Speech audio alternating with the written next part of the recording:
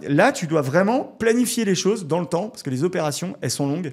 Entre ton offre d'achat et la fin de ton opération, tu dois vraiment regarder les étapes, comment tu vas t'organiser au fil des étapes et regarder si dans un planning de charge global, ça fonctionne en fait.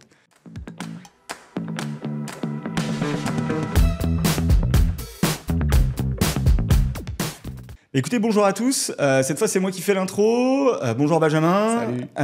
On va vous parler de l'organisation du marchand.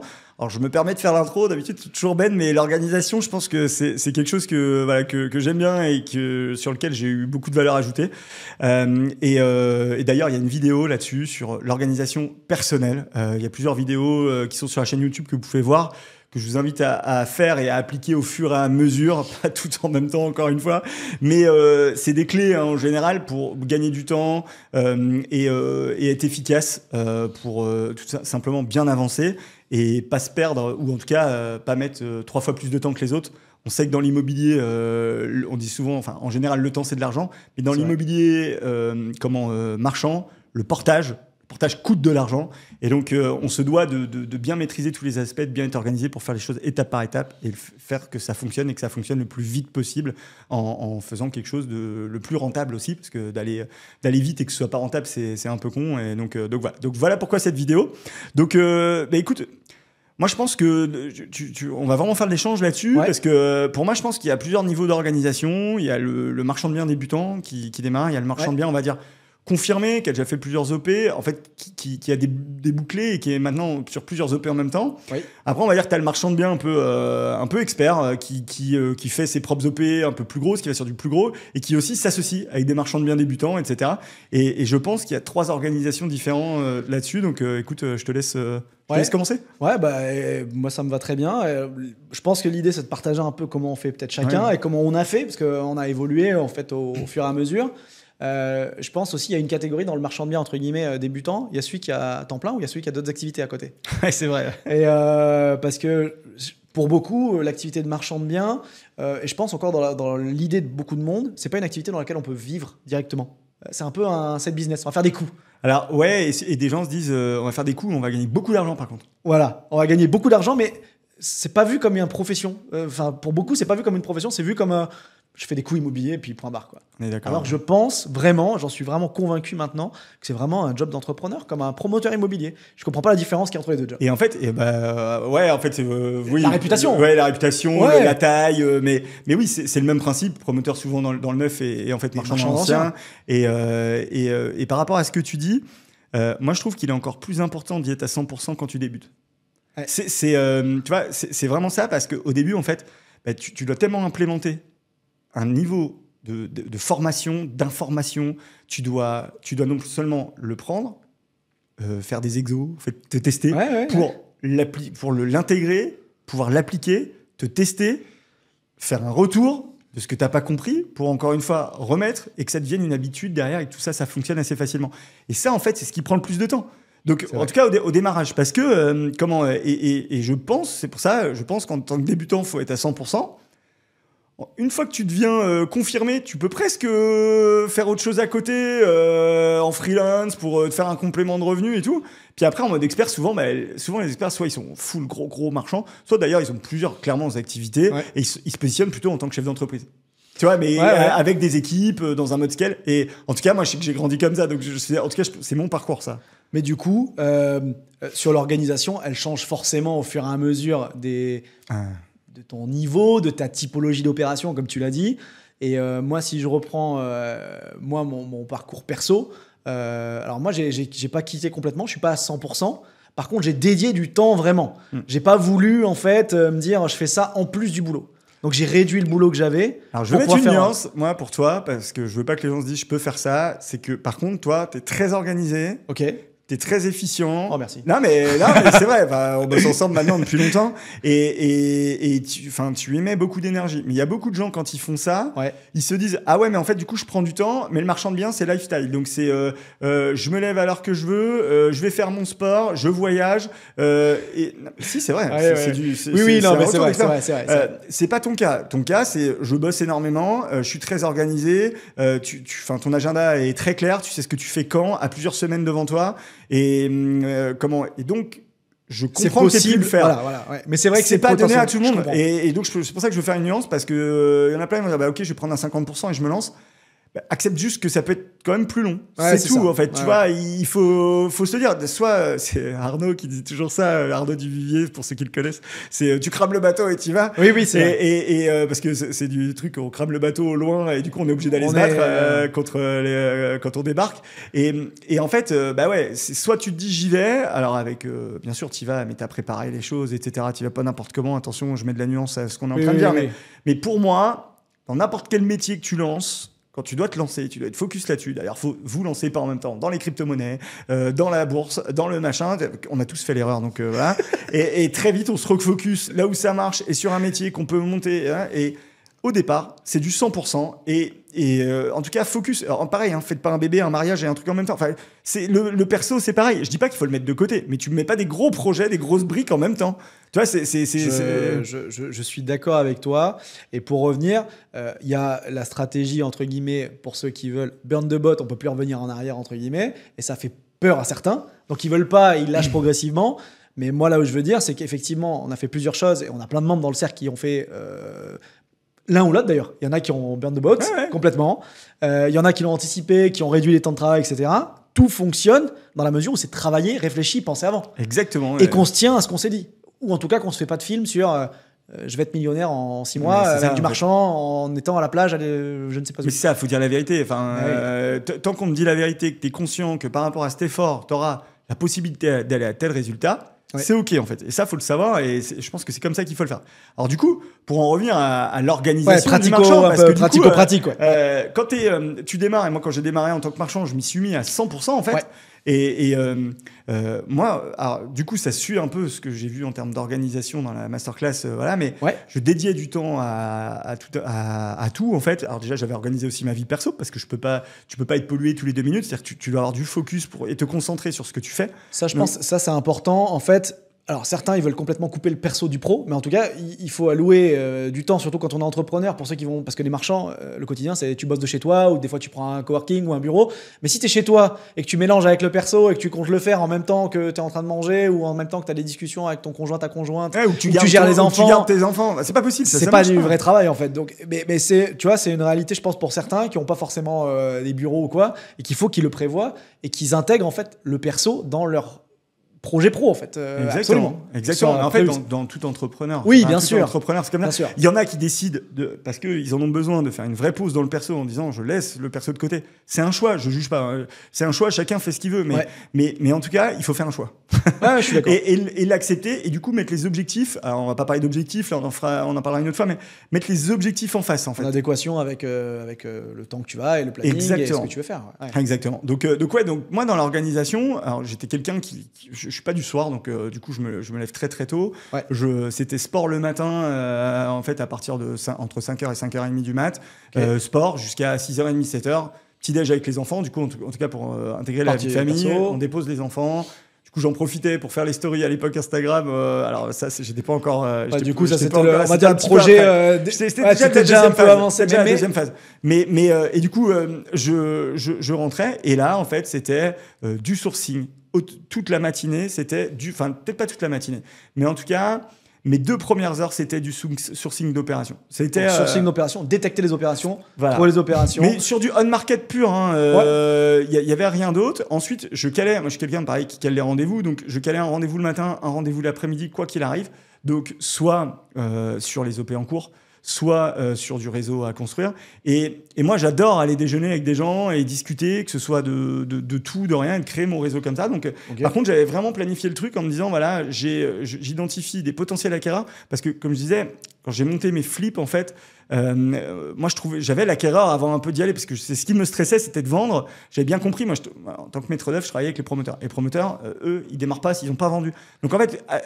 intellectuellement, j'avais cet ADN. On est des commerçants, il faut vendre. J'avais cet ADN de me dire non, mais si je sais pas ce que je vais vendre et à quel prix, ça va être compliqué, quoi. Ouais. J'avais pas de peur. Heureusement, à l'époque, on n'avait pas peur des financements des acquéreurs, donc ça me rassurait.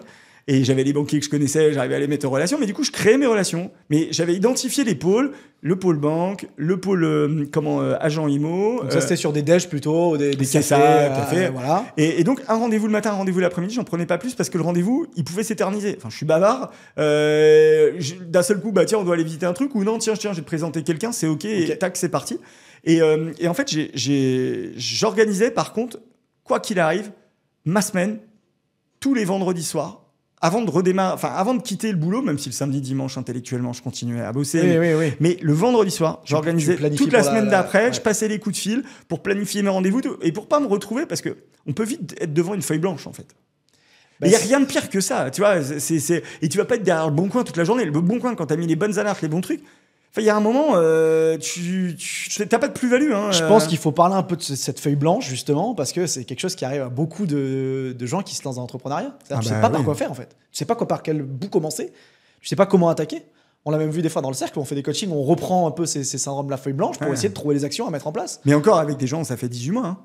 On n'a pas le choix parce que, en fait, même s'ils ont fait des OP, etc., mais il faut reprendre parce que quelle action je mets, quand, même si on te déroule le truc, je sais pas comment apporter de la valeur à un bien. Alors moi je suis très basique comme gars, c'est-à-dire que, comme je disais, je me mets des trucs. Alors je mettais mes alertes le matin, je me mettais à rendez-vous le matin, l'après-midi, et le reste, c'était que de la montée en compétences.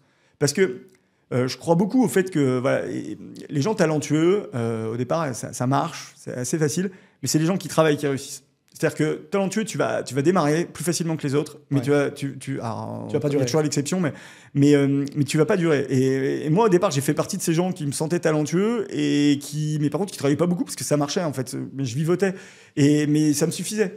Donc, mais par contre, quand tu commences à te dire non, je dois y aller, en fait, ce qu'il faut, c'est continuer à monter en compétences, et ça passe par monter en compétences mindset, podcast, rentrer dans des groupes d'entrepreneurs, etc.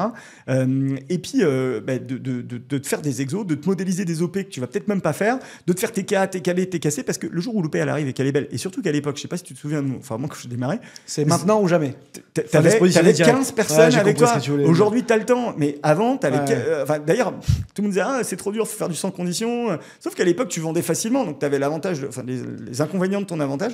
Et à l'inverse, maintenant, on n'a plus personne en face de nous, mais à vendre, c'est plus compliqué. Donc c'est comme ça, c'est la vie, il faut se réadapter, c'est le marché. Mais donc si tu veux, je montais en compétence pour me dire le jour où l'opération elle arrive, je suis prêt. Quand j'avais modélisé mon truc, je me disais alors voilà l'OP, par exemple, je sais pas, tel immeuble, je faisais un plateau avec une coloc de 3, quelle est la renta, quelle est la personne à qui je peux vendre, qui j'ai dans mon fichier de top 20 là-dedans pour vendre, est-ce que j'ai mangé avec lui pour savoir où est-ce qu'il en est dans sa réflexion. Et en fait, du coup, j'organisais ma semaine comme ça, et à chaque fois, je montais en compétence, je faisais de la modélisation, je m'entraînais. Alors, des moments, ça m'amenait à rêver sur des gros trucs, puis je me trompais quand je réavançais, etc. Et en fait, ça nourrit ton esprit, ça a nourri mon esprit, et qui a fait qu'en fait, quand les OP sont arrivés, j'en ai peut-être loupé, j'en sais rien, si je les ai loupés, je ne sais pas. Mais en tout cas, quand les OP arrivaient, ça allait très très vite, en fait.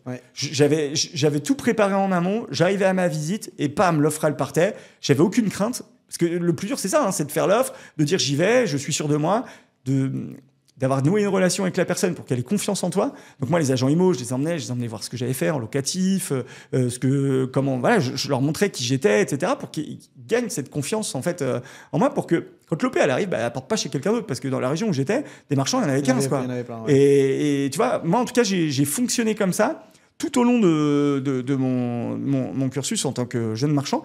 Et il y a même un moment, quand j'ai vu que j'ai dû changer de stratégie, parce qu'au départ, j'étais sur mes acquis, sur ce que j'avais déjà fait. À un moment, j'ai dit, merde, il y a des terrains à bâtir, il y a des trucs. Et vraiment, je me suis posé, j'ai dit, mais qu'est-ce que je dois faire? Et j'ai regardé tous les PLU, je commençais à les analyser, ce que je comprenais, ce que je comprenais pas, je demandais à des gens qui savaient. Et j'ai commencé à créer le truc, j'ai regardé, j'ai appris comment ça marche un PLU, j'ai appris à regarder un cadastre, tout ça, je l'ai appris au fur et à mesure du temps, en fait. Bien sûr. Et en fait, une fois que c'est parti, tout va plus vite. Et après, j'ai détecté des biens off-market qui étaient pas sur le marché. Je suis allé chercher les clients, etc. Et ça s'est fait comme ça, de fil en aiguille. Et grâce au réseau que je montais en parallèle, il y a du off-market qui est venu. Mais en tant que débutant, j'ai fait 80% de mes OP en on-market. Ouais. Mais du coup, ça veut dire qu'il y avait quand même du travail de préparation et préparatoire. Et il ne faut pas attendre que ça tombe tout cuit tous les jours. et se mettre sur le bon coin en attendant que le prix soit pas cher et que vous puissiez faire une plus-value. Enfin, c'est très rare en fait. Il faut voir des choses, il faut imaginer, il faut visiter. Comment tu crées de la valeur? Exactement. Et en fait, alors après, tu as des checklists, tu sais identifier tout de suite. Tu sais as la typologie qui te va bien à toi, que tu préfères peut-être, etc. Exactement. Mais oui, donc du coup, sur l'orga, un déj ou un café, 2 rendez-vous dans la journée, du sourcing le matin.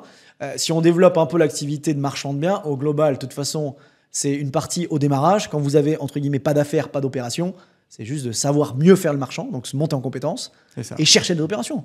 Exactement, parce que il y a besoin de rien d'autre en fait. Pas besoin de réfléchir à c'est quoi mon montage financier, comment je monte ma holding, quelle banque. Non mais tu t'en sais rien. Si tu trouves tel type d'actif, ça sera telle banque. Si tu trouves tel type d'actif, ce sera une autre banque. Donc, de toute façon, ne te stresse pas. Tu vois, moi, j'avais ma banque locale, donc elle me disait que je te finance localement. Eux, c'était pas la typologie de bien, c'était le lieu. Et donc, je restais dans le lieu.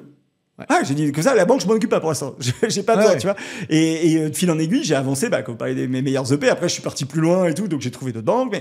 Mais puis c'était trop gros, j'ai trouvé des associés. Mais tu règles les problèmes après. Ouais, je suis d'accord. Tu vois, d'abord, c'était comment je source, comment je modélise, comment je prépare. Parce que comment je vais aller chercher un investisseur qui soit banquier, associé, qui soit crowdfunding, etc. Mais bon, à l'époque, moi, c'était pas encore trop développé. Mais qu'est-ce que toi, tu vas mettre en avant et que tu vas montrer ton savoir-faire que tu maîtrises. Donc, tu dois maîtriser tes jeux de TVA, tu dois maîtriser toute la psychologie du marchand, ce que tu as le droit de faire, pas faire, parce que le mec, il va te poser plein de questions et tu dois savoir y répondre de pourquoi tu t'es mis là-dessus. Et ça, c'est important. Ensuite, le montage, le truc, moi, combien de fois ça m'est arrivé, je dis, quel type de montage tu vas faire? Écoute, pour l'instant, j'en sais rien.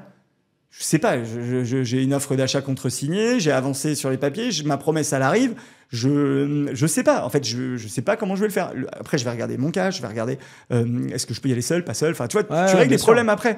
Et c'est pour ça que souvent, les jeunes marchands, il faut se reconcentrer sur en fait, la partie développement. En fait. C'est le développement, c'est comment je développe. Trouver des bonnes affaires. Comment je développe dans une grosse boutique, il y a des développeurs. Au départ, tu es développeur. Et ça, c'est ton job. Et tu iras sur la partie opérationnelle après, la deuxième partie. Et sur la partie structuration encore après. Quoi. Encore après. Et financement après. Oui, ça, je suis d'accord. Ça, c'est à mon avis, le bon conseil. Des fois, on veut essayer de trop savoir tout sur toute l'activité. Et c'est pas indispensable. Tu sais, les putes de savoir, souvent, ils n'avancent pas. C'est bien de savoir, mais faire, c'est surtout important. Là. Et je pense que quand tu sais trop de trucs, des moments, ça t'empêche. Ça bloque. Ça bloque parce que tu dis, ah ouais, mais ça. Puis parce que tu sais pas qu'il y a une autre solution. Ouais. Parce que toi, tu as vu qu'un truc. Et parce que ton meilleur copain, il a fait ça. Et tu te dis que c'est la seule solution miracle qui existe. Ouais. Et ça, c'est une connerie. Donc, pour moi, il faut rester focus sur le développement, bien la modéliser, savoir où tu vas exactement, ta stratégie de commercialisation. Tout ça, ça doit être backé. Et une fois que ça, c'est OK, t'auras pas de soucis derrière, hormis les aléas d'une opération. Mais tout le reste va dérouler assez facilement.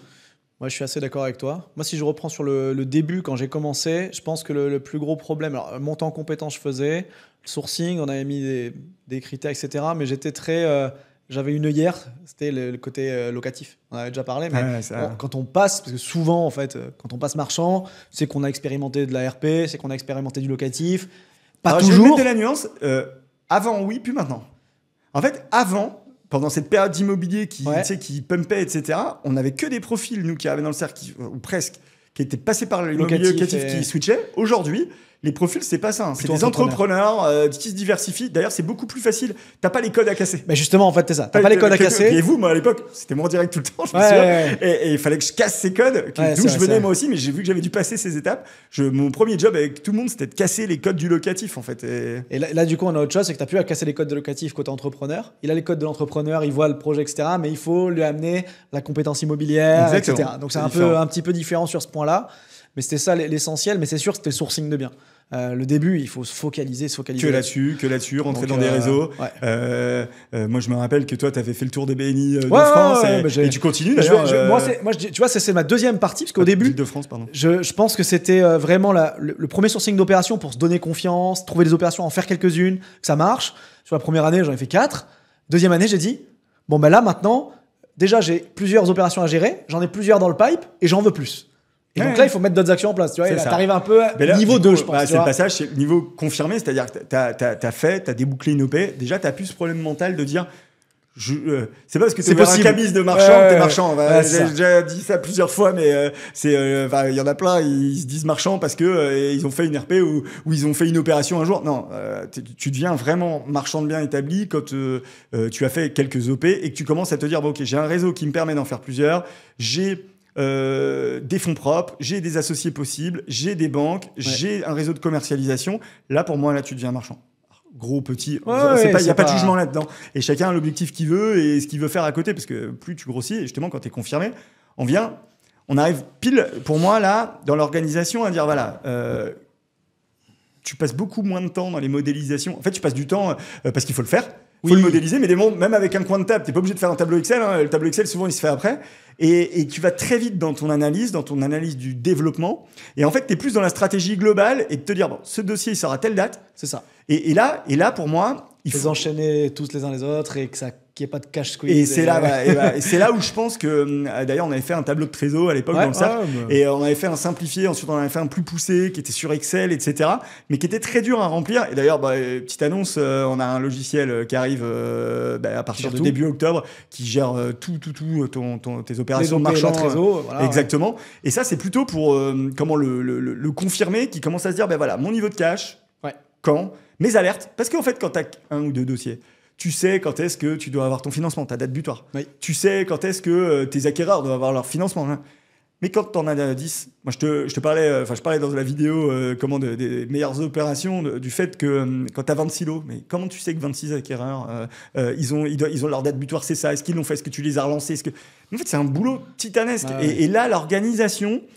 C'est vraiment une organisation pour moi qui commence à être de chef d'entreprise, qui doit piloter les choses, voir sa charge de travail. Est-ce qu'il en est capable, pas capable? Est-ce que du coup, il doit faire le choix sur cette OP d'y aller seul et en association, non pas que pour les fonds propres, mais aussi pour le temps alloué à l'opération. Parce que, voilà, et quelle est sa vision? Et quelle est sa vision à lui? C'est-à-dire, est-ce que c'est une vision, je veux en vivre, je sais pas, je veux me verser 5 000 € de salaire, je veux consolider mes fonds propres chaque année de 100 000 € en plus, et je veux y aller étape par étape. Bon, le gars, puis la deuxième affaire, il va dire je m'associe et je gère pas l'opérationnel, voilà. Ou à l'inverse, le gars, non, moi, mon objectif, je veux faire 1 million en 3 ans, je veux tout péter, donc je me démerde, j'y vais tout seul, quitte à laisser ma famille de côté. Tu vois, mais les choix, ils doivent être faits, identifiés. Exactement. Et voilà. Et donc là, tu dois vraiment planifier les choses dans le temps, parce que les opérations, elles sont longues.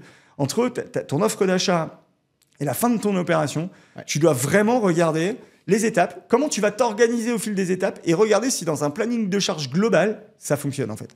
Mais c'est très compliqué.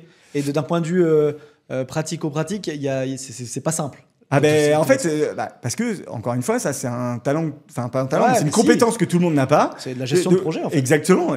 Donc, il y en a qui doivent l'acquérir. Il y en a qui le gèrent au feeling pur et dur, et qui le gèrent très, très bien. Et qui sont très bons. Ils ont besoin d'aucun outil, pas d'ordi, rien. Organisé, mais ça marche super bien. Dans la tête. Tous les coups de téléphone, les machins, c'est toujours bien géré, parce qu'il a aussi des bons partenaires en qui il a créé une grosse confiance. Et attention, c'est toujours lié à tout. Voilà, c'est quelqu'un, c'est des gens qui sont toujours très bien entourés. Mais à un moment, voilà, en tout cas, moi, ma manière de procéder, c'est de regarder les plannings de charge. Tu as ton planning de charge et tu dois regarder en dessous comment tu intègres ça. Mais moi, je vais te dire un truc tout bête, dans toutes les boîtes, c'est ça. Moi, dans ma boîte de maîtrise d'œuvre, on a un nombre de directeurs d'opérationnel, on a un nombre de collaborateurs, il y a un nombre de chantiers, ils sont affectés. Et à un moment, quand le planning de charge il est plein et qu'on fait une offre et qu'on nous dise c'est bon, t'es retenu, si ça passe pas, qu'est-ce qu'on fait? Et est-ce qu'on dit non au client? Non, mais c'est une question qui se pose. Et là, en fait, t'es pile là-dedans. Alors, soit tu dis non, soit tu fais de la porteur d'affaires, soit tu t'associes, soit... Il y a plein de solutions là. Mais là, en tant que confirmé, pour moi, c'est vraiment comme ça que je vois l'organisation, en se disant... parce que beaucoup se retrouvent dans le rouge, sinon très vite. Hein. Et là, le coup de panique, quand t'as des travaux... Imagine, je suis d'accord. Imagine, t'as 5 opérations dans l'année, t'en as 2 qui déroulent, puis t'en as 3 qui se passent mal. Le risque, c'est que tu te concentres sur celle-là et que les 2 autres qui se passaient bien se passent mal aussi. Oui, en fait, tu fais tout tomber. En fait. Et ta trésor, t'es en cash squeeze, et comment tu fais? Tu peux pas, de toute façon. Après, tu fais appel à des amis, hein, t'as pas le choix et dire qui peut me prêter de l'argent? Parce que juste un aléa travaux, tu l'as pas, t'avais prévu 100 000, c'est 120 000, faut remettre 20 000, mais t'es sur 5 OP, t'es full cash. T'es mort. Qu'est-ce que tu fais? Tu peux pas. T'as un décalage, un mec. Tiens, enfin, on a eu le cas cet été sur un membre du cercle. Le mec, il a des marchands qui lui achètent sans condition, etc., qui lui repoussent un peu la vente, il lui repousse un peu la vente. Je lui dis au séminaire, fais gaffe, ça pue. Ils vont peut-être pas t'acheter. Pas manquer. Hein. Et lui, il était full cash sur l'OP. Il l'avait acheté cash. Il devait acheter début septembre. Plus de son, plus d'image. Et ils lui ont dit, pardon, ils achètent pas. Et il est full cash. Et j'avais dit, il l'avait fait la première fois. J'ai dit, arrête, fais plus ça. Il l'avait refait parce qu'il voulait être peinard et tout. Et il a dit, Seb, je le ferai plus. Et du coup, là, il est full cash. Donc, bon, du coup, il va se débrouiller. Mais il va se débrouiller. Il trouve des solutions parce que, mais bon, le scénario optimiste qui était là, et s'il avait besoin de ce cash pour notre truc. On s'est appelé cet été. Il me dit, d'ailleurs, on lui a donné des solutions de financement et tout, pour aller vite, qui peuvent aller très vite, avec des coûts qui sont moindres quand même que le crowdfunding. Mais, donc, en fait, on a, tout ça pour dire que, voilà, quand on est confirmé, on doit gérer ça. Et surtout, quand on est confirmé, certains reprennent un petit job à côté. Pourquoi ? Parce qu'en fait, c'est pas que c'est pas qu'ils aiment pas le métier de marchand, c'est pas qu'ils veulent l'arrêter. C'est qu'en fait, le métier de marchand, t'es un solitaire. Et suivant les choix de tes OP, tu peux avoir du temps. Tu prends que des OP, tu prends jamais de risques, tu fais jamais de travaux, tu fais que des OP assez simples, voilà, ils reprennent en fait souvent un emploi qui est en lien avec souvent leur boulot d'avant, en externe, en freelance. Ils gagnent autant que quand ils étaient employés en 2 jours par semaine ou 2 jours et demi. Et en fait, ça leur permet de retrouver une vie sociale parce que en fait, quand t'es confirmé, quand tu débutes, je trouve que t'es tellement à fond, t'as pas le temps de te poser de questions, t'es à fond, t'as une motivation extrême, etc. Quand tu deviens confirmé, tu peux t'emmerder. En toute honnêteté, hein. Si t'as pas l'ambition de faire 20 ou tu te dis, j'ai pas le potentiel de toute façon de faire autant d'opérations, j'ai pas envie de m'asseoir, tu peux être tout seul dans ton coin. Matin, tu te lèves, tu bois ton café, tu vas faire ton sport. Là, pour le coup, tu peux le faire, c'est pas comme quand tu débutes. Puis tu te dis, mais merde, mes OP, ils tournent, j'ai de la visibilité à 6 mois, à 12 mois, à 18 mois, peut-être même à 24, certains même plus loin. Et qu'est-ce que je fais, quoi ? Je peux pas les retrouver d'OP parce que je suis full cash et j'ai pas envie de m'associer parce que c'est ok. Et qu'est-ce que je fais ? Alors, je dois développer mon réseau et tout. Et donc là, c'est là que les gens reprennent une activité. Alors, soit comme ça, soit développent d'autres activités autour, business à côté. Et voilà. Et c'est souvent un passage où il faut se poser des questions. Et puis des moments aussi, ça peut ne pas plaire plus que ça de faire ça, que ça à temps complet. Donc c'est ok. Et là, tu te poses des questions. Tu reviens des moments sur des activités locatives aussi. Tu vois, il y a vraiment tout un tas de sujets. Et là, après, tu fais ton choix de dire. Soit je m'inscris comme ça et j'ai trouvé mon rythme, soit je décide de scaler, quoi, en fait. Ouais, je suis d'accord avec toi. Et on a plein de profils dans le cercle, même nous, à titre perso. Toi, tu as choisi, je pense, plutôt le scale. Oui, parce que c'était déjà direct. Moi, c'est une question que je me suis posée, je pense, il y a 6 mois, 1 an, un peu de savoir un peu comment je faisais. Et je pense qu'il y en a qui déterminent pas trop et du coup ils savent pas trop, ils sont dans une phase un peu de flou et des fois je pense psychologiquement ça peut être un peu compliqué parce que effectivement c'est quand même un métier de solitaire après parce que tu as des partenaires mais c'est pas pareil que mais c'est encore une fois faut reposer ses objectifs et il faut reposer les objectifs. Qu'est-ce que tu veux dans ta vie à 10 ans, à 30 ans, enfin à 30 ans, tu reviens à 10 ans, tu reviens dans 2 ans, tu redécoupes puis tu commences à te dire bon ok, si je me remotive à voir ça dans 10 ans et moi je l'ai refait cet été pour savoir ce que je voulais à 10 ans. Et en fait, je me suis dit, si je veux ça à 10 ans, mais voilà, les objectifs au milieu, c'est ceux-là. C'est ça. Et qu'est-ce que je veux pas ? Je veux pas de ci, je veux pas de ça. Donc du coup, je fais des choix par rapport à ça. Alors, ça se résout pas parce que tu as fait le choix. Des moments, il faut 6 mois, 1 an pour que tout ça commence à se résoudre. Et donc, je pense que c'est une étape charnière dans ton métier de te dire où je vais. Est-ce que je consolide mes fonds propres ? Est-ce que je profite ? Qu'est-ce que je fais ? Parce que quand tu commences à gagner un peu d'argent et tu te dis j'ai toujours fait ça au départ pour en gagner, parce que alors tous ceux qui me disent je fais ça pour le plaisir, arrêtez. Non, tu fais ça pour gagner de l'argent. Par contre, une fois que tu l'as gagné, tu te rends compte que ça change pas grand-chose. Alors certains ça change parce qu'ils ont envie de profiter de la vie et tout, enfin de cramer, de se faire plaisir, mais souvent tu le fais un petit peu, puis après tu reviens un peu en arrière en disant en fait ma vie d'avant elle me plaît bien, je veux consolider mes fonds propres et je veux continuer à jouer avec tout ça en fait et à grossir, à consolider, à me sentir faire plaisir, à être bien. Exactement. Et là arrive la question de dire, je reste un artisan ou je deviens un entrepreneur. Je pense que c'est ça. Hein. Moi, j'allais te mettre entre le stade confirmé. Dans le stade confirmé, je pense, il y a le confirmé qui fait des opérations, qui les gère et qui veut rester un peu l'artisan ou je dirais l'auto-entrepreneur du marchand de biens.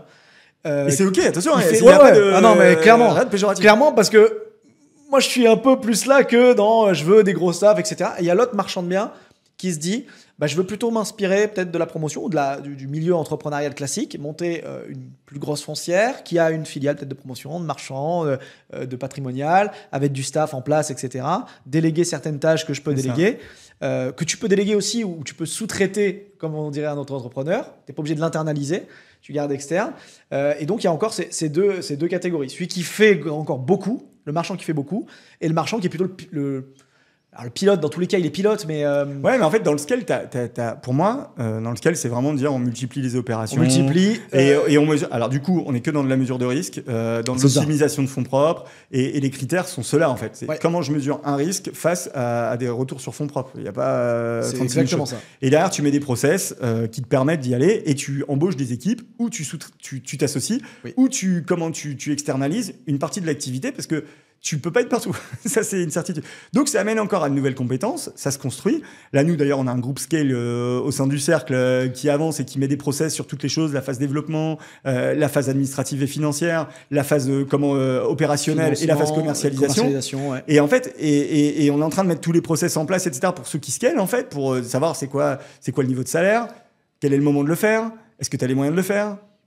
Quel optimise, quel impact. Et du coup, c'est quoi ton modèle économique? Parce que quand tu faisais 20, allez, 30%, on s'en fout, enfin 20% de marge, tu faisais 200 000 € avant de résultat sur une opération ou sur peut-être 3 opérations. Plusieurs, mais bon, tu avais 200 000 € de résultat à la fin de l'année. Et ben là, aujourd'hui, dans ton modèle, mais tu as aussi 150 000 € de salaire, tu as des bureaux, tu as tout ça, donc les 200 000 ne suffisent pas, mais sauf que pour ça, il te faut des fonds propres pour faire tourner pour 200 000 pour ton point d'équilibre. Plus comme au début, tu vas injecter. Comme au début, quand tu es débutant, il faut que tu atteignes le point d'équilibre pour la famille. Ouais, exactement. Et tu vois, et après, donc ça veut dire la phase confirmée, consolidation de fonds propres est nécessaire, à moins que tu aies beaucoup d'argent de base et c'est OK. Et après, du coup, tu es sur une phase où je décide, par exemple, cette somme, 300, 400, 500, 1 million, on s'en fout, je la mets sur la table en termes de fonds propres et d'investissement. Parce que l'investissement, c'est tu vas embaucher, ça va fondre. Pour un retour sur investissement, que cette boîte, elle crée elle-même ses fonds propres et qu'elle reconsolide et que tu puisses récupérer les fonds propres que tu as investis au bout de... Généralement, c'est entre 5 et 7 ans, les retours. Et au bout de 5 et 7 ans, tu récupères les fonds propres que tu avais investis et la boîte, elle a créé ses fonds propres et après, elle est autonome. Elle est autonome et, entre guillemets, parce que elle vit d'elle-même. Je comprenais pas comment des mecs qui gagnaient de l'argent, ils allaient me poser 2-3 millions pour créer une boîte de promotion ou de marchand de biens. Et je me disais, mais pourquoi ils font ça? Parce qu'il y a d'autres trucs. Sauf qu'en fait, le retour... il n'est pas sur 30 ans. Mais là, en fait, il dit, là, il y a un business model. Au bout de 5 ans, je récupère cet argent. Donc, en fait, le million investi, je fais un ROI à 5 ans, en fait. C'est pour ça que les reprises d'entreprise et les crédits se refont sur 5 à 7 ans et qu'on cherche des multiples par rapport à ça. En fait. C'est exactement ça. Et le potentiel que tu peux mettre de croissance en plus sur ta boîte. Exactement, parce que derrière, puis après, ça consolide. Après, c'est des revenus récurrents, semi-passifs. Par contre, il faut savoir que dans cette période, ta vie, elle est de gérer le développement des entreprises, la stabilisation, le développement de l'entreprise et les problèmes de l'entreprise. Ouais. Et ça, en fait, je pense que tout le monde n'est pas prêt à le faire tout de suite. Je pense que tout le monde peut y arriver, à exception près. Oui, ça s'apprend, mais... Mais voilà, mais c'est quand même une phase... Il faut être prêt à changer de statut, je pense. Ouais, voilà, parce que tu fais... Alors, réellement, je vais parler de mon cas, tu n'es plus du tout dans l'opérationnel. Les gens sont différemment de toi. Tu avais l'impression d'être bon, mais tu te rends compte qu'ils sont meilleurs. Je te jure, c'est dur. Ouais, j'imagine. Et par contre, là où toi, tu es vraiment bon, c'est dans ce que tu as amené la boîte à devenir. Et en fait, là, tu dois continuer à rester là où tu as de la valeur. Tu dois mettre en place des moyens de contrôle sur des gens qui sont très bons, mais qui ont aussi besoin d'autonomie, mais qui sont là avec tes fonds propres. Et donc, je pense que cette phase qu'on néglige beaucoup, c'est le recrutement, en fait. Comment tu t'entoures. La grande force d'un entrepreneur, c'est de très bien s'entourer, d'avoir les meilleurs autour de soi, d'en prendre soin, de pas les laisser, de pas dire c'est un employé. J'ai tellement vu ça, puis c'est fini cette génération. Ouais, je pense que ça a changé. Je te fouette, t'avances. Non, ça existe toujours, mais oui, mais les mentalités changent. Ah bah ouais, même les si jeunes. Tu fais ça, les meilleurs, tu les as pas. C'est ou prud'homme ou démission. Mais oui, les meilleurs, tu les as pas. Et donc je pense qu'il faut dans cette phase, il faut vraiment faire différemment, accepter aussi que les gens te voient moins parce qu'avant t'es tout le temps là tous les jours, 7 jours sur 7 clairement en plus. Et ensuite t'es là 5 jours, ensuite t'es là 3 jours parce que toi pour le développement t'as besoin de créer d'autres réseaux, t'as besoin d'aller te nourrir autre part, t'as besoin d'avancer, t'as besoin d'être dans dans des trucs avec des vrais entrepreneurs, d'autres types de réseaux, d'autres types de personnes que tu vas côtoyer. Exactement, qui te prend du temps, t'es loin, t'es pas près de tes bases, donc il faut aussi que t'aies des gens qui pilotent le bateau quand t'es pas là. Très concrètement, je trouve que c'est le passage d'entrepreneur à dirigeant d'entreprise, vraiment. Capable d'être au-dessus. Non, ou plutôt l'inverse, je dirais de dirigeant d'entreprise à entrepreneur. Ah, tu le vois comme ça? Parce que moi, l'entrepreneur, pour moi, celui qui met une main dans le cambouis. Non, parce que moi, le dirigeant d'entreprise, pour moi, c'est le directeur général, celui qui est opérationnel. Et l'entrepreneur, il est au-dessus, ou l'actionnaire, si tu veux, mais l'actionnaire, mais qui est quand même encore là à donner la vision et les axes, mais pas les axes. On en parlait, moi hier j'ai fait le point avec comment mon associé en maîtrise et je sais que la boîte de maîtrise F, si pendant 24 mois je suis pas là, elle tourne de la même manière. Ouais, je comprends. Mais du coup, tu as de la valeur sur la vision, sur les valeurs, le suivi, le recrutement, comme tu le dis. Exactement. Et c'est différent. Si on l'applique sur les marchands de Et biens... le recul, parce que quand tu as du recul, bien sûr. c'est pas que tu es meilleur que les autres, c'est que tu as du recul. Oui. Et en fait, quand le mec il Quand te t'as présente moins la un tête truc dans le guidon, que lui il a bossé toute la semaine et qu'il te le présente le vendredi après-midi et qu'il a fini à 11h le vendredi, il y a des erreurs, toi c'est facile de les voir, tu as du recul, tu sais où tu vas, en plus tu es serein et en fait c'est ce qui change tout en fait. Ouais. Tu deviens un peu le mentor de Mais du coup, de l'organisation, pour revenir à la partie organisation, c'est plus du tout la même. C'est-à-dire que tu es obligé d'avoir plutôt des groupes de travail. Tu peux pas avoir énormément de gens en râteau. Je connais des gens, moi, qui ont 10, 12 personnes en râteau. Mais ce que je veux dire en râteau, c'est qu'ils ont en direct. Ils leur reportent en direct 10-12 personnes. C'est très compliqué, en fait. J'ai vu, je sais plus quel CEO qui en avait 60 en direct ou un truc comme ça. Ouais. Je me dis, waouh. Je sais même pas que des rendez-vous toute la journée, en fait, toute la semaine. Je sais même pas comment il fait pour réfléchir au reste, en fait. C'est ça, le vrai truc. Donc, en fait, non, tu dois accepter que certains qui souhaiteraient être avec toi sont quand même en dessous. Tu les crois, tu discutes, c'est pas le problème, sûr. Attention. Mais que par contre, tu es obligé. De limiter les canaux qui te remontent, quoi. Plus de 4 personnes, ça commence à être compliqué. Ouais. Et plus de 6, pour moi, c'est pas plus possible. C'est-à-dire que. Et là-dedans, je te parle, quand tu es 6, tu as intérêt à avoir des gens vraiment full autonomes. Qui sont là vraiment dans du reporting. Oui, que tu n'as pas besoin de manager en plus et de donner. En fait, c'est un reporting. Les gens, maintenant que j'ai en direct, c'est reporting mensuel. Et derrière, urgence hebdomadaire, bien sûr. Et pas et on ne s'appelle pas dès qu'on a envie de se raconter la vie. Il y a un groupe WhatsApp pour les trucs. Enfin, pas pour les anges, pour se tenir au courant au fil de l'eau. On échange quand on peut, parce que quand la personne elle peut, elle reprend son fil de WhatsApp et elle se répond. Et s'il y a une vraie urgence, on s'appelle. Mais on s'appelle que s'il y a une vraie urgence. En fait, et moi j'ai déjà eu le cas d'associés de collaborateurs qui commencent à m'appeler tout le temps. J'ai arrêté de répondre en fait. J'ai arrêté de répondre et j'ai dit mais du coup c'est pas possible. On va arrêter de travailler ensemble. De toute façon, si c'est un associé, alors, on essaye d'avoir la discussion, mais si ça ne marche pas parce que lui a besoin de réassurance tout le temps. En fait, par rapport à ma position d'aujourd'hui, je n'y arrive pas parce que sinon il me bouffe tellement de temps que je peux pas assurer le reste en fait.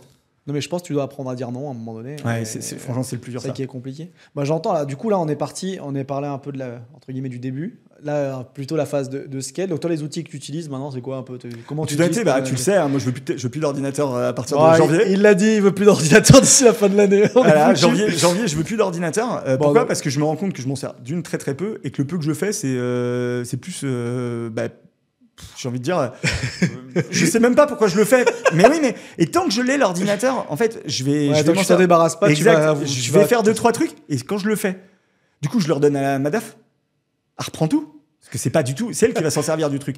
Donc en fait, mon truc, il sert à rien.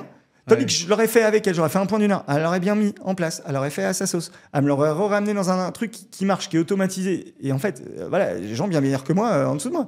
Et en fait, si tu veux, c'est pour ça que je m'en sépare. Aujourd'hui, mon téléphone est primordial.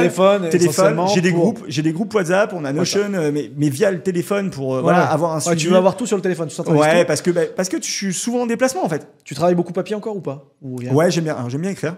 Parce que j'avais moi avant j'avais cette formation, j'ai démarré ingénieur BTP où je notais tout, j'avais mes checklists. Donc j'aime bien écrire parce que ça m'aide à me souvenir. Okay. Mais en fait, donc quand je m'organise, j'écris, mais j'ai pas mon truc avec moi tout le temps, tu vois. Là, par exemple, j'ai de la route ce soir. Je me suis fait une liste sur papier de tous les appels que j'ai à faire, malgré que sur mon téléphone j'ai ma to-do d'appels. Mais là, vu que j'étais avec tout le monde à la rentrée, après les vacances d'août, j'ai tout noté et je sais que j'ai 8 coups de téléphone à passer, j'ai ma liste. Et c'est sur un bout de papier que je mettais à la poubelle. Bon, c'est pas. Donc un peu papier, donc téléphone. Mais très téléphone. J'ai une note. J'ai essayé tous les trucs sur note. Je mets ma to-do et ma liste d'appels, parce que ma liste d'appels, je la fais quand je suis en voiture ou quand j'ai du temps, mais sinon, et ma to-do. Et mon agenda qui est sur mon téléphone. Donc agenda, WhatsApp, voilà. J'ai des groupes. Et j'ai tout. Si on m'appelle et qu'on n'est pas enregistré dans mon téléphone, on tombe sur ma messagerie. Donc en fait, on peut pas m'appeler si je t'ai pas déjà appelé ou quoi que ce soit. Donc ça me permet de filtrer. Et j'ai pas d'appel qu'on continue, etc. Et après, j'ai des points. En fait, l'organisation, c'est par contre tout est planifié à l'année avant de démarrer. En fait, c'est-à-dire que j'ai mes grands projets de chaque boîte, en fait, un projet pas par trimestre, je fais 3 projets et on voit le dernier trimestre qu'on fait, parce qu'avant je mettais 4 projets puis c'était jamais bon, parce que soit on avait pris du retard, soit on avait changé d'idée. Donc on en met 3, on planifie les 3 premiers trimestres, on en discute, on les pilote, chaque mois il y a un reporting quoi qu'il arrive, et puis ça déroule, et puis après quand il y a des urgences entre deux, bien sûr on s'appelle et ça marche très très bien, quoi. Ok. Ah ouais, cool, parfait. Et pour revenir sur peut-être le stade intermédiaire, je pense. Moi, je suis encore dans cette phase, je pense, intermédiaire où je gère pas mal. J'aime bien l'opérationnel encore et mettre les mains dans le cambouis, à déléguer aussi, mais à donner des tâches et des missions, ça me va bien. Moi, je pense que j'ai moins de sociétés aussi à gérer, donc j'ai beaucoup de marchands. Moi, je me suis fait un truc et j'avais un truc qui me manquait. C'était des fois, on donne des missions à des gens, ou on donne des tâches à des gens, mais on n'a pas il faut qu'ils le fassent à un moment donné, mais on n'a pas le retour. Et c'est des missions qu'on va confier. Je ne sais pas, vous demandez à votre géomètre d'intervenir, vous demandez à votre diagnostiqueur d'intervenir, vous demandez à votre artisan de vous envoyer tel devis. Et vous n'avez pas le rappel de vous dire quand c'est que ça revient. Et ça a été un truc qui a changé pas mal. C'est que je me mets des. Je suis passé sur Notion effectivement aussi pour mon organisation. Mais j'ai des to-do. Avec des to-do, c'est pas juste je l'ai fait ou je l'ai pas fait, c'est je l'ai fait, mais j'attends une réponse. Ouais, alors ça, moi, je mets que des rappels dans l'agenda. D'accord. Parce qu'en fait, j'aime pas la multiplication des outils. J'ai qu'un seul outil du coup. Enfin, j'ai mon agenda avec mes rendez-vous, avec les blocs de temps que je fixe. Mais en fait, j'avais ce problème de tâches que j'ai confiées à des gens. Moi, je sais que je l'ai fait dans ma tête, c'est bon, je l'ai confié à la personne, mais je sais pas si elle va me le faire ou elle va me faire le retour. Et donc ça, je suis content d'avoir ce système-là où je le mets en attente. De toute façon, après, encore une fois, ça j'en ai parlé dans la masterclass organisation, chacun doit trouver son truc. Avant, à l'époque, j'avais Evernote, et je suis revenu en arrière parce que j'avais trop de... Ouais, il y a trop d'outils. Et en fait, avant, je voulais mon propre outil qui me sert à moi. Et tu vois, c'est là où ça change dans la phase confirmée à la phase expert, c'est que je suis passé par cette étape. Ouais. Et du coup, quand la phase expert, en fait, c'est pas toi. En fait, tu fais le point chaque mois, tu sais que tu te revois dans un mois. Ouais. Et ton collab ou ton associé va avoir piloté ces choses-là parce que tu t'es bien entouré. Justement, lui, il est là et ça, il sait très bien le faire en fait. Et il a sa propre organisation où Oui, il faut pas s'immiscer à l'organisation. Non. Nous, dans le management de la boîte, des boîtes, on s'immisce pas, on donne des conseils tout le temps. Chacun, celle qui souhaite, ils ont accès à notre masterclass. La mienne, ils peuvent la regarder. Il y en a qui s'y retrouvent, il y en a qui s'y retrouvent pas. Ouais, c'est sûr. Ce qui est important, par contre, c'est que nous, on fait un ordre du jour, on fait un compte rendu. Donc, quand on retourne dessus, on sait où on doit en être. Donc, on laisse aussi les gens évoluer une fois, deux fois, on laisse les gens grandir aussi, c'est important. Chacun sa méthode, sa façon de faire. Je pense que tout le monde la trouve en fonction, mais il y a des grandes lignes un petit peu d'organisation, je pense, qui fonctionnent globalement pour tout le monde. Mais du coup, tout ça pour en dire, c'est ce que je vois sur les trois traitements, c'est qu'il faut être focus sur ce qui est important en fait dans ton organisation par rapport à là où tu en es. Et d'aller écouter l'autre quand on est là-bas et dire « Ah, mais je veux faire ça. » Ouais, mais tu veux faire ça, mais c'est t'en fous, tu as plein d'étapes avant. D'abord, reste focus sur ce que toi, tu dois faire. Oui. Comment tu dois l'organiser pour que ça fonctionne par rapport à toi, ta position, ta famille, ton sport, tes passions. Et tu dois, encore une fois, tout poser, regarder tes objectifs et que tout ça soit focus, sinon tu abandonnes.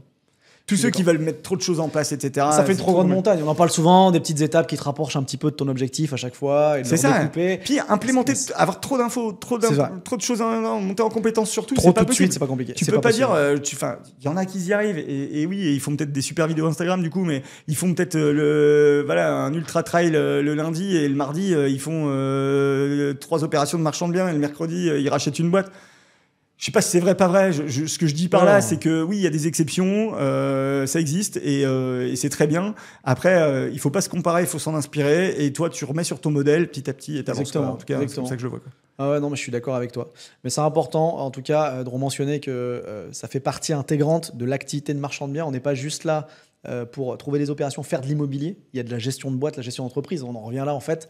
Et que ça nécessite de l'organisation, d'avoir la tête sur les épaules, de réfléchir 360 degrés. Et pas que l'opération, j'ai bien acheté, donc c'est bon, c'est une super opération. Non, mais c'est ça, en fait, pour conclure là-dessus, c'est que, en fait, quand tu te lances en tant que marchand de biens, parce qu'on est quand même dans une chaîne pour le marchand, c'est que même si tu connais le métier, c'est pas pour autant que tu vas réussir. Et c'est pas parce que tu sais comment on fait une division, c'est pas parce que tu as vu 10 vidéos ou t'as pas écouté nos vidéos, ou enfin voilà, que tu as pris une formation, c'est pas pour ça que tu vas réussir, très loin de là. Et c'est vraiment qu'un point de démarrage. Et pour moi, je pense que c'est même juste 10% de l'activité, en fait. Mais vraiment, hein, je pense que c'est 10% de l'activité parce qu'il y en a qui ne connaissent pas du tout le marchand et qui vont aller beaucoup plus vite que quelqu'un qui sait tout. C'est vrai. Et parce qu'en fait, c'est tout le cheminement qu'il y a derrière, les étapes de validation qui vont arriver, l'accompagnement sur tous ces sujets qui va faire que tu vas y arriver ou pas. Après, il y a des gens qui sont des autodidactes nés qui y arrivent très très bien, très vite. Aussi. Et encore une fois, c'est OK et il n'y a pas de problème. Mais voilà, donc moi, je crois en fait que c'est vraiment toute la partie mindset, organisation derrière qui va te permettre de piloter tes activités ou ton activité, quelle qu'elle soit, qui va te permettre ou pas de réussir en fait. Ou alors de réussir aussi peut-être un peu plus vite ou en tout cas en lien avec tes objectifs. Ok, bon bah très clair. Bah, je pense que vous avez une vision assez large avec les différents peut-être niveaux, que vous soyez débutant, avancé, confirmé. Vous le voyez, on a différents profils aussi et différentes façons de voir l'activité et c'est ok comme on l'a dit.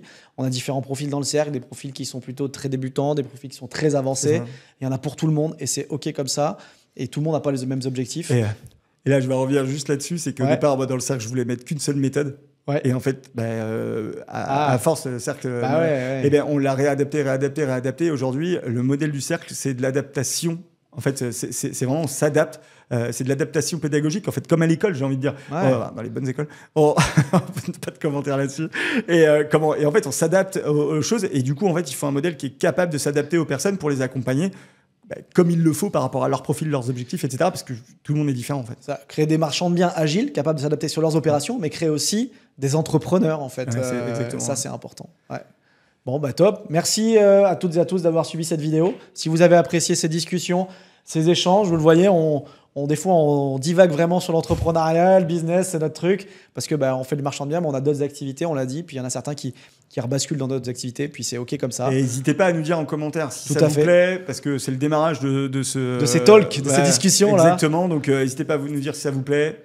C'est sur quoi vous voudriez qu'on. Si vous avez des thématiques particulières, on discutera, débattra, on invitera peut-être des gens aussi à venir sur ces discussions-là. Mettez-nous en commentaire si vous voulez qu'on invite des membres du cercle pour échanger avec nous sur leur façon comment ils ont avancé. Si vous avez aussi des questions particulières sur le métier, la gestion entrepreneuriale, l'activité de marchand, etc.